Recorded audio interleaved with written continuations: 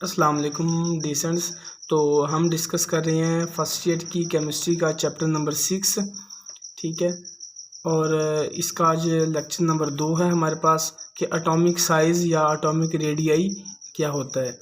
इसकी डेफिनेशन हम देखते हैं। सबसे पहले, the average distance between the nucleus and outer most shell of an atom, ठीक है, इज़ कॉल्ड एटॉमिक रेडियस। वो कहता है कि जो डिस्टेंस होता है nucleus and outer most shell के दरमियान, उसको हम क्या कहते हैं?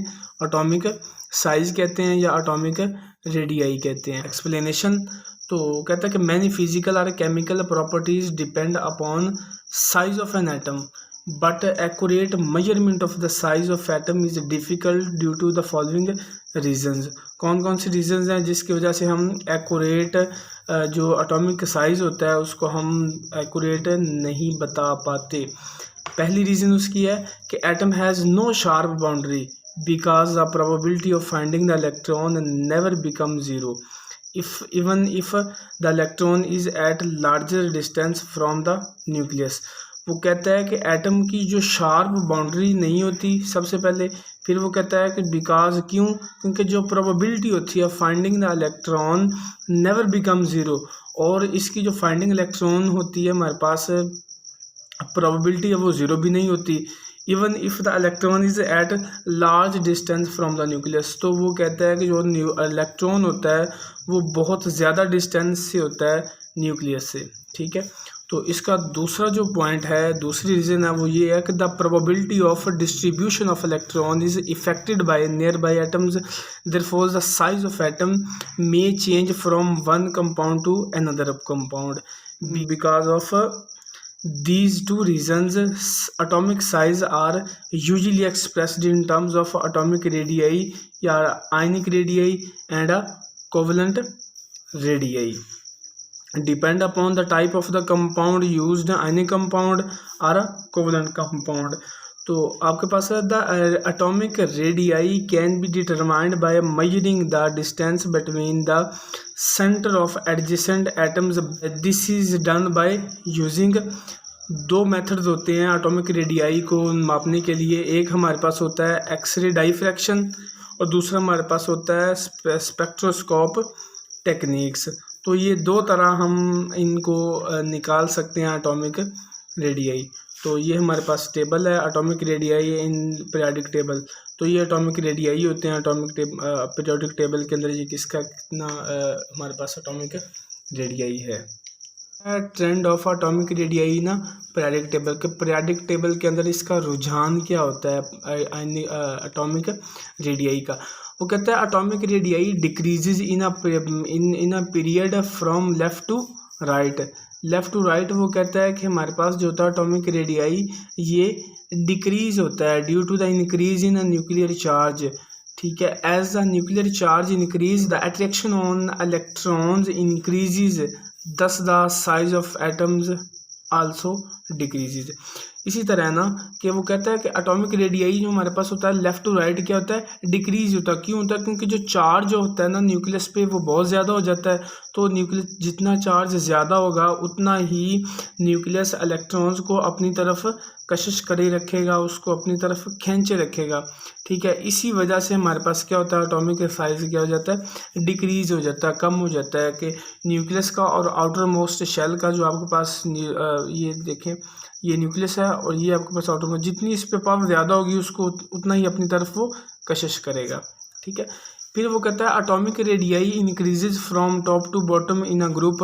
वो कहता है ग्रुप के अंदर आपके पास टॉप टू बॉटम इंक्रीज होता है atomic radii due to the increase in number of shells and the screening effect, a shielding effect of underlying shells of electrons.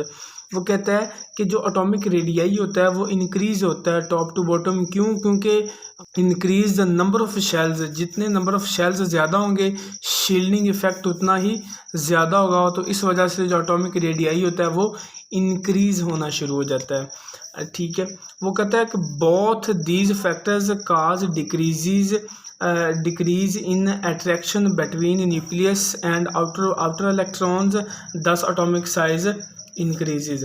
तो वो कहता है कि इन वजूहात की वजह से एटॉमिक साइज इंक्रीज होता है। उसका हमारे पास टॉपिक है आयनिक रेडियाई। तो सब फर्स्ट ऑफ ऑल हम इसकी डेफिनेशन करते हैं।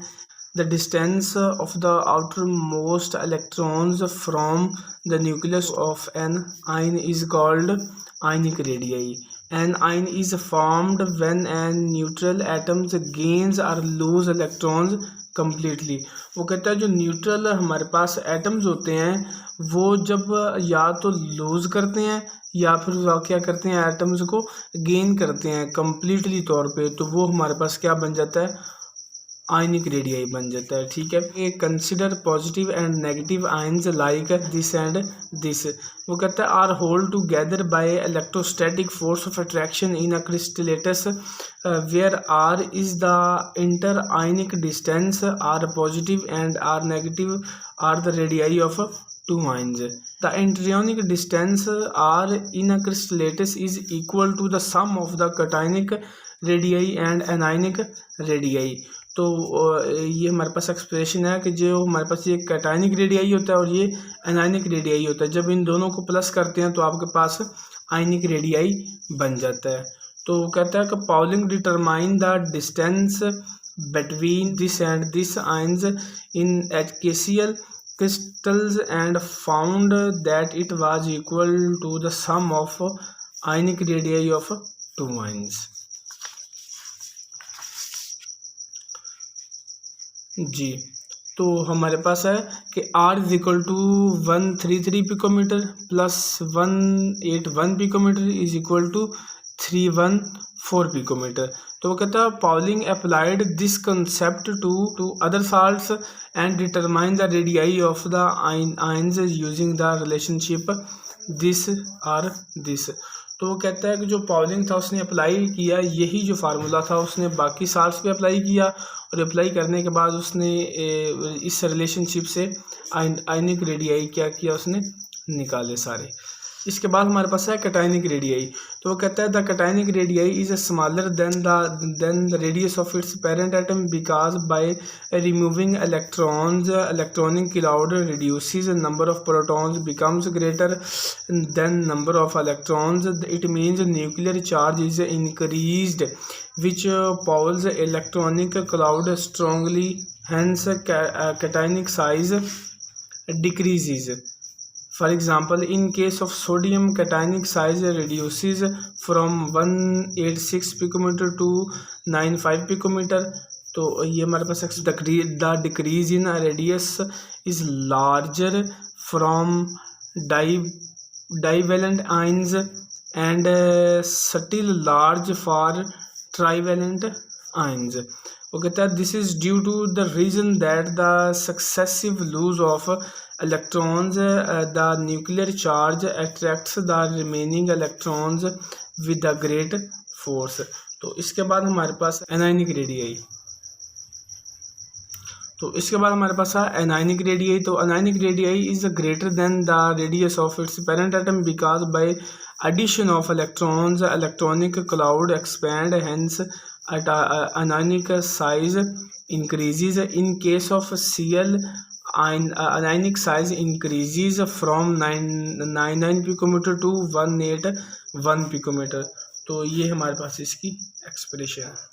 कोवलेंट रेडियाई क्या होता है, तो इसकी सबसे पहले डेफिनेशन हम डिस्कस करते हैं। The half of the single bond length between two atoms covalently bonded in a molecule is called covalent bond. तो ये हमारे पास इसकी डेफिनेशन थी। तो आइए हम इसकी एक्सप्लेनेशन करते हैं।